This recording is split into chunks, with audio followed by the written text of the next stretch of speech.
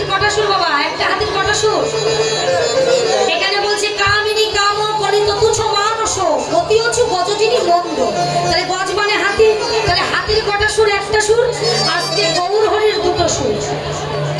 হাতির একটা, কিন্তু আমাদের গৌরহরি দেখিয়ে দিলেন হাতির একটা সুরে যদি উচ্চ সঙ্গে সে বলতে পারে, তাহলে আমরা কেন গলা উঁচু করে নয়, দুটি বাহু তুলে বলতে পারবো না হা গৌরাঙ্গ হা কৃষ্ণ? তাহলে আমাদের সুরটা, আমাদের সুরটা এই দুটো সুর দিয়েছেন বলবে একদম হাতির মতন করে। হ্যাঁ, সেটা হাতির চলেছে হাতির মতো হাতির মতো জলে হাতির মতো কিন্তু তোমার করে হাতির মতো